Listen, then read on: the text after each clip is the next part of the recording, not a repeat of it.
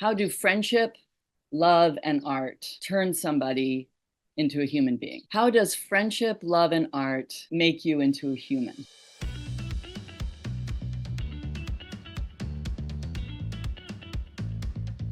Hi, I'm Enid Graham, and I'm a playwright of Tenderness and Gratitude #4. Tenderness and Gratitude #4 centers on Michael, who is a temp and somebody with no direction in life, very cynical, just floating along, trying not to be attached to anything or anyone. And while temping at a job, he meets Jenny, who is an artist and so a secretary. And they both share a similar wicked sense of humor that brings them together and makes them friends. And you follow the ups and downs and difficulties of their friendship and see how that kind of connection to another person begins to change Michael and transform him from someone whose goal in life is to be completely unattached to someone who can't help but care. I wrote the play while I was a playwriting fellow at Juilliard. And the exciting / terrifying thing about being a playwriting fellow at Juilliard is that you are required to write 6 plays in 2 years, which is, amazing. It's amazingly hard to do, but a fun challenge. And I want to say this was I think this was my last play. This is my last play of my 6. And I was interested in friendships and how they change us and how meaningful and huge they can be in our lives, just like romantic relationships, but that they're not talked about in the same way, in my opinion, in plays. So I thought, but how can I make a play with this strong central friendship and treat it almost like a love affair friendship? So I was playing around with the idea of 2 friends and how, we've all had that experience of finding a friend that changes you, kind of breaking up with a friend. That's also really painful. Looking back and realizing how your friends turned you into who you were, even with some of maybe the bad things that come along with friendships, along with the good things. And then I also started thinking about how art can do that too. In the play, Jenny is an artist and Michael is sort of a non-imaginative person who makes fun of art, really. And she introduces him to art and how to look at things and how to let things affect you. And I think that was my initial impulse to write. I think that was my first idea about the play. Everybody always thinks and talks about breakups with your boyfriend or with your husband or something, but people don't really talk about friendship breakups as much. So it feels like uncharted territory, I think. You don't have as many novels or songs to call on when trying to feel the community experience of that kind of pain. Theater has been a giant part of my life. I've been an actor for a really, really long time, and I did plays as a kid, and then I became a professional actor for many years before I started writing plays.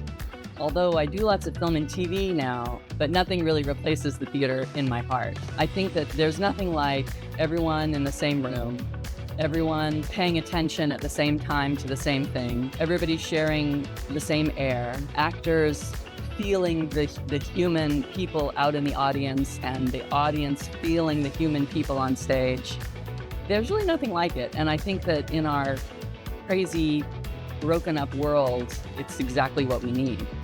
You have to pay attention very carefully at the theater. You have to deal with your neighbors next to you. You have to sit in a chair that might not be that comfortable. It's not always easy, but I think so rewarding because you don't escape from it. You can't pause it, watch it later. And so by that very fact, it's happening in this present moment, and it's happening to a big group of people all together. And it creates a connection. Once you've felt that as an actor, it's really hard to ever give it up. And even though I'm newer to it as a playwright, it's equally powerful to come up with something and watch people bring it to life and watch people take it in all at the same time. They're Ben Affleck and Matt Damon. There's a best friend duo. That's a Hollywood relationship that's about friendships that we all know. That's exciting. I like to talk, so it would definitely be going to some great little restaurant where they won't kick you out and you can sit there and have, multiple cups of coffee and talk and catch up. And then I think it would be to head over to some place like the Film Forum or some fun little movie house or some off-Broadway play or something and see something together, and then go out after that for drinks and talk some more. I really think people are going to have a good time and a lot of laughs in the show. And other than that, I just hope that they gain 4 times tenderness and gratitude. I hope that they leave the show thinking about their friends in a different way, with a different appreciation, and maybe give them a call and say hi and maybe say thank you.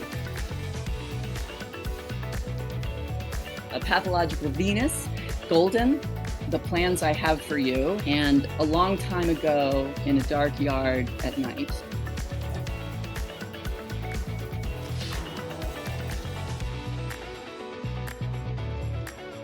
In the play, Michael and Jenny visit a museum and they see various paintings there, but one of them they see is a painting called Tenderness and Gratitude No. 4. And you learn in the scene from Jenny reading the card that the artist kept trying to paint this same idea and painted 3 other ones before this one, but that he destroyed the other 3. And this is the last one that's left. So that's where the title comes from. And I think in the play, that's a painting that deeply affects Michael. So it comes back around at the end. And I think the audience will appreciate how it returns in the play in the last scene. Come watch Tenderness and Gratitude No. 4 on August 7th at Chance Theater.